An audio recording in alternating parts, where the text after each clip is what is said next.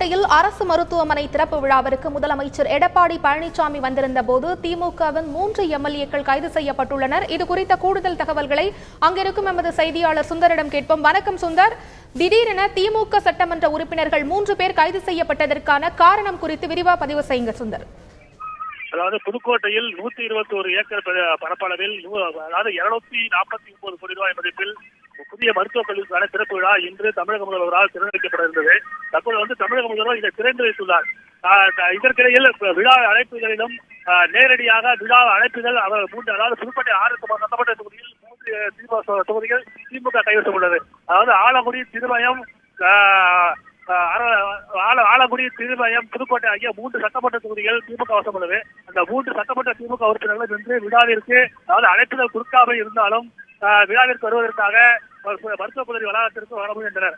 ஆனால் அவர்களை தடுத்து நிறுத்திய போலீசார் அவர்களை கைது செய்தனர். ஏனென்றால் அதாவது திமுகவினர் விழா வேளையில் அதாவது தகராறு ஈடுபட முயற்சி செய்வதாக போலீசாருக்கு அந்த தகவலை தொடர்ந்து அவர்கள் திமுக 3 எம்எல்ஏக்கள் கைது செய்யப்பட்டதாக நமக்கு தகவல் கிடைத்துள்ளது.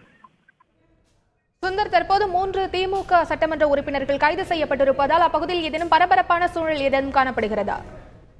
காலை முதலே திமுகவினர் ஒன்று கூடி இந்த விழாவில் ஏதாவது பிரச்சனை செய்ய வேண்டும் என்ற நோக்கத்தில் தான் ஒன்று கூடி ரகசியமாக கூட்டம் கூட்டியிருந்ததாக போலீசாருக்கு தகவல் கிடைத்தது. ஆனால் போலீசார் தீவிர கண்காணிப்பில் ஈடுபட்டிருந்தாலும் 3 எம்எல்ஏக்கள் தங்கள் ஆதரவாளர்களோடு கடந்த ஒரு அரை மணி நேரத்திற்கு முன்பாக கல்லூரி வளாகத்திற்கு நுழைந்தனர். அவர்களை தடுத்து நிறுத்திய போலீசார் கைது செய்து தற்போது அவர்களை காவல் நிலையத்திற்கு அழைத்து சென்றுள்ளனர்.